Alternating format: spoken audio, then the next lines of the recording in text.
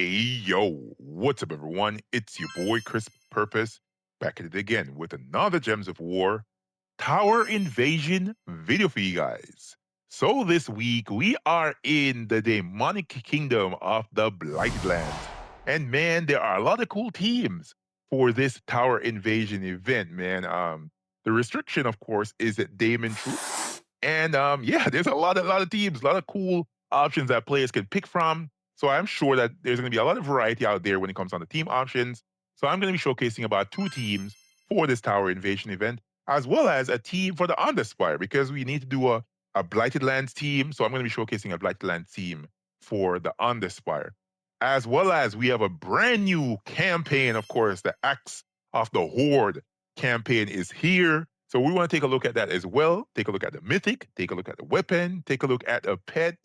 And as well, this is the second campaign in which we're going to be able to shiny a mythic troop, right? That's going to be really, really cool. Hopefully the shiny spell for the troop is really nice, changes things up somewhat. But I'm very excited for it, man. But of course, you want to pay attention to the event captain for this tower invasion, and that is Asbiel. That is the troop that has ×2 magic and will earn you ×2 score for this tower invasion event. The teams are going to be following up right after this. So this is my first lazy team for this tower invasion event.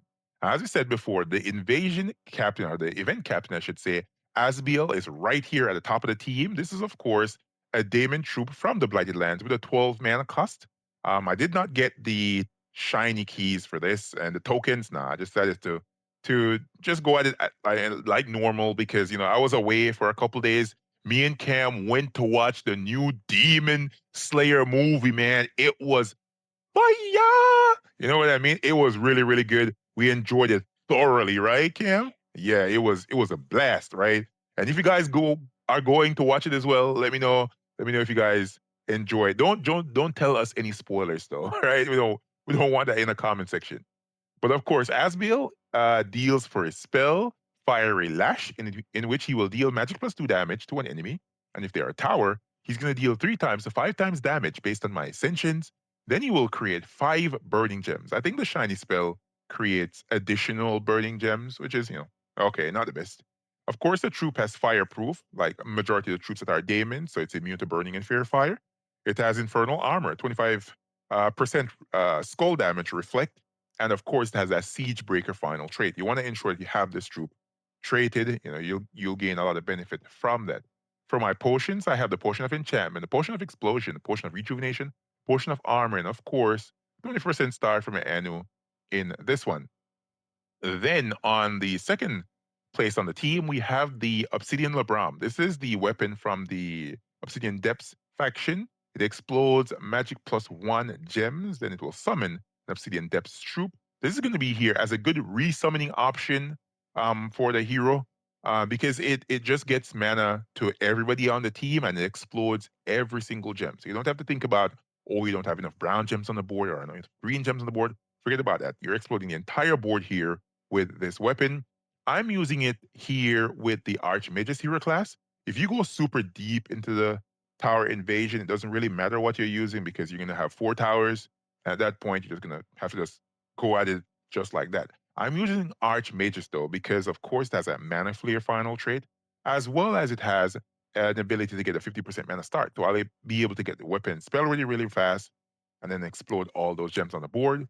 And of course, I have the Sudden Doom selected. The reason why I have Sudden Doom here, because I have 2 copies of the Eye of Argus on this team. I'm using the Eye of Argus for his final trait, the Eye of Destruction. He will create 2 Doom Skulls at the start of my turn, right? 2 copies of this troop, ensure you get 4 Doom Skulls, start of every single turn. And along with that Sudden Doom, you might get lucky and just get Cascading Skulls smashing the enemy troops into dust with this troop right here at the top, especially when you have multiple towers on the enemy team. He's going to prove to be very, very useful in this setup. This is a very lazy team. Just skull the enemy into dust. You should be able to go pretty far with this. And yeah, that's the basis of the team right there. The banner here is the Cavernous banner from the Durgaroth faction. So it's a +2 on brown, +1 on purple, And then we're minusing green. No green troops on the team. All right, let's hop out. Let's hop into a fight against the High Paladin here. Of course, I'm not super deep into the event yet. This is just at the start.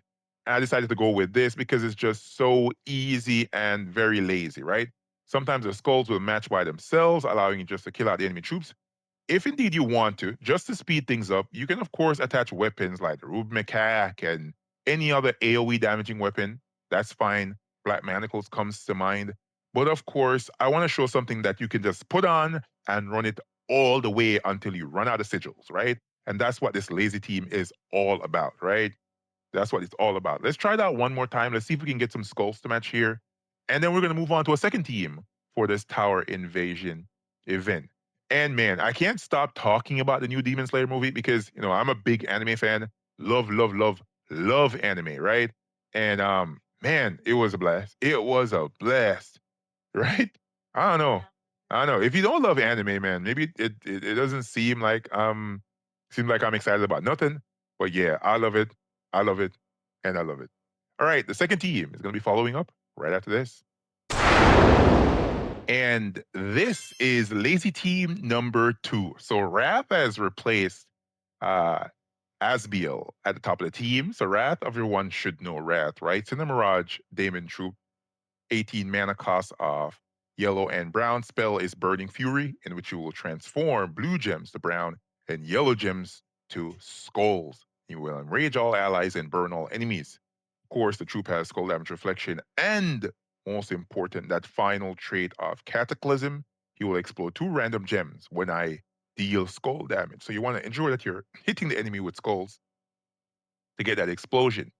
Then I also have on the team the Infernal Blood Ruby. This is the weapon that is in the shop. So I decided to put it on here as just something to throw a little bit of difference out there. Because I know players are be saying, oh, everybody's using the Ruby Macaque. Everybody's using the One of Stars, right? So let's use the weapon that they gave to us. This will give attack and life to all Daemon allies. And then it will also bless them, right? Weapon is actually not bad, right? Giving life and attack and blessing is pretty good. I wish there was some board control here, but there's nothing. So, we'll take it for what it is. The class is the same. Of course, you can use whatever class you see fit, but I'm using this. Then Asbiel is in the third slot. At the back of the team, we have the Bane of Ambition. Bane of Ambition is here because of his final trait, right? The Shroud of Skulls, in which you will create a Bone Storm when my turn begins. So a permanent Bone Storm here over and over again, which will allow my Wrath to, be able to just keep on hitting with skulls. I think in the early battles, this is a really, really good team.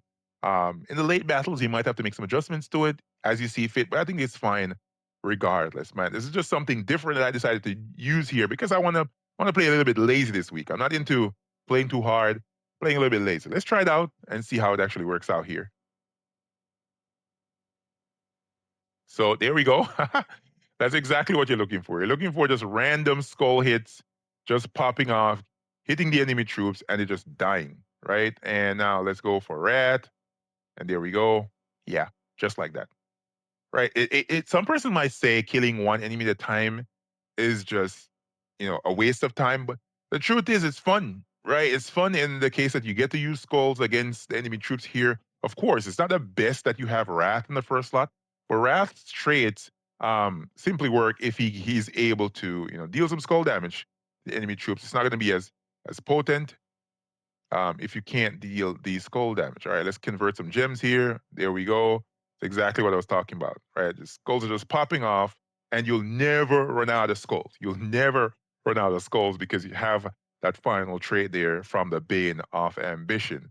So yeah, guys, that is the second team, which is the second lazy team. The third team, which is for the Underspire, is going to be following up right after this. So for the Underspire, I went with a Blighted Lands trusted and faithful team. At the top of the team, we have the Herald of Damnation, empowered troop that converts blue gems to purple, and he will curse and burn the strongest enemy. The troop has the ability to inflict death mark when doing skull damage, a small amount of skull damage reduction with the armor trait. As I said before, he is empowered. Then I have one of the better weapons from the restriction, which is Fiend Fire. This is going to be here to deal magic +1 damage to all enemies boosted by Daemon allies. then it will curse and burn all enemies. Really powerful weapon here. It's a low rarity, what would you say, Dawnbringer or Dustbringer type of weapon. That's what this is, right? I'm using it with the Thief Hero class because I want to have a 50% mana start along with the Dust Aura. That Dark Storm at the start of battle is going to be pretty important because I want to convert and put a lot of purple gems on the board. Then the most powerful, one of the most powerful damage dealers as a result of the new, shiny system, especially for Guild Wars, is Baphomet. This is going to be here on the team for dealing a lot of damage to the enemy troops with his Fiery Rampage plus spell. For me, of course, I have it shiny, that's why it's plus. It's going to be dealing damage to 4 random enemies, and if the enemy is burning, it's going to deal double damage. And of course, that's the reason I'm using it with Fiend Fire for that double damage. He also has spell damage, skull damage reflect, I should say, and the ability to deal triple skull damage to burning enemies, which is crazy, crazy, crazy strong right there. And of course, at the back of the team, we have Lamashtu, another empowered converter. This one converting yellow gems to purple and dealing damage to the weakest enemy. Um, Really, really solid team right here. Let's hop into a fight, see how it works out. Then we're going to take a look at the campaign and see how that's doing. All right, so we want to convert some gems here for the troops, but of course need alignment. We got it for Lamashtu, and we just kill him. Yeah, pretty easy in these early battles, as you guys can see. It's going to be more difficult as you go deeper into Underspire, especially the battles versus like the Diamantina or the Ruby Marat. You might find some resistance in some battles, but overall, I think majority of players should be able to get pretty deep with this team. It shouldn't be a problem. There are some other options, for example, with the Infernal King and other troops, but at this early stage of the Underspire, I think this is how I'm going to be keeping it. All right, there we go, and let's cast Beth. Yep, there it is, man. That is the team for the Underspire. Let's go over it again. Herald of Damnation, followed by Fiend Fire and Baphomet for me. Shiny 3 on that bad boy. Whoa, that looks so good. And Lamash 2 at the back right there. I didn't take a look at the banner on this one, but let's take a look at it here. It's the Abyssal banner from the same kingdom, +2 on purple, +1 on red. Of course, we're minusing yellow because Lamash 2 converts that color away. Let's take a look now at the campaign. So this week, a brand new start to a campaign, man. Campaigns are a little bit more exciting now for me. For one reason is because of the campaign tasks. We have a brand new refreshed set of campaign tasks here, and they provide some pretty solid loot. Of course, the stuff related to the shards and then the jewels for hoarding up. That's not important. I really like to get the writs and then the orbs. Those are pretty important for me. I don't know about anybody else, but for me, it's pretty important. Of course, we have a new mythic for this campaign. Of course, there he is Cragrax Blood Skull, right? That's how it's pronounced. Hopefully I got that correct. Cragrax Blood Skull Orc Troop from Grishnock, 24 mana cost of blue, red, and brown. Spell is Ancient Cleave. He will deal magic +4 heavy splash damage to an enemy and a random enemy, boosted by enraged allies and enemies. Then create 5 enraged gems. Not bad, right? Splash damage is pretty good. You hit the adjacent enemies, heavy splash damage. You're going to be hitting 75% to the adjacent enemies, which is, that's decent, right? The boost ratio is +10. Not bad. Wish it was a little bit higher, like +20. Then you'd be really talking. You know what I mean? You'd be really talking. But +10 is on the nice side, right? I wonder what this will do, though, when it gets shinied. Maybe it just creates more gems. You know what I mean? If it creates just more enraged gems, it's not that bad. Maybe it creates 8. If it creates 8 enraged gems, could be decent. But the thing is, what I don't like, you have to get the enemy troops enraged for you to get the max boost ratio here, which is kind of sucky because you're basically putting a positive status effect on that enemy troops. And enraged enemies hit with skulls really, really hard. I think it deals 1.5 times attack damage, and it ignores enemy traits. Ooh, nah, I don't think that's nice. That's not that good. That's not that good. right? The troop has the Orc Fury, gains attack when I take damage. It's impervious, which is always good to see on a troop, right? Pervious, immune to status effects, so lycanthropy, all that stuff, devour, mana, burn, that doesn't work on that. Final trait is Ancient Guardian. It will enrage and barrier random ally when matching 4 or more gems. Enrage barrier is good. So if an enemy troop is enraged and you're barriered and try and hit you, nothing happens. Right? That enrage goes away, and they lose the opportunity to hit you because they hit the barrier. That's pretty solid. Um, enrage barrier on your troops could be good. It could be good if the enemy has like skull damage reflect, right? So if that skull damage reflect, you're barriered while you hit them with the enrage. That could be cool. There's limited circumstances though that you're gonna need to, you know, status effects like enrage and then barrier, right? You gotta be going up against a team that's structured in the way to reflect. So you need that barrier while you deal with skull damage. It could be very very useful in certain instances, but it's limited. It's very very limited. Let's see what's in the campaign though. So you can see here we have, of course, at the start, epic vault key, cool, some gem keys, the pit, um, blood moon, cosmetic, of course, nothing special there, and of course the artifact that we're going to be having is an axe, and it becomes more and more flashy as you go deeper into the campaign. This is a +4 magic campaign, not the best, just a bunch of HP and armor here. If this is a Grushnok troop, I would hope that it would have more attack, but no, that's not what we're getting here. We're getting a very um, lackluster stats, nothing special there for me. Yeah, but of course, as I said before, this troop is you're going to be able to shiny this all the way. I think this is one of the things for the campaign now that is a little bit more exciting for me, at least. I like to shiny certain troops, and a mythic troop is definitely worthy of being shinied. So I might go for the bigger pass for this campaign. I'll see how things progress, but overall, I think I'm going to be going for it. I really like getting those. King of Swords is the tarot card that we're going to be getting. This one is a yellow option. Mana color is yellow. Mana cost is 10. Gives 5 attack to all allies. 7% chance of an extra turn for each yellow gem on the board. Um, Weak. Nothing special there. Gives attack to all allies when matching 4 or more gems. 2 attack. Nothing special. I hope that these are useful for some upcoming weapon or maybe an upcoming mythic or boss troop. Something. I'm really hoping that there's something there because I don't want to see another campaign in which you know those tarot cards are used for nothing. But devs usually have something up their sleeve, so I think we might be getting something nice.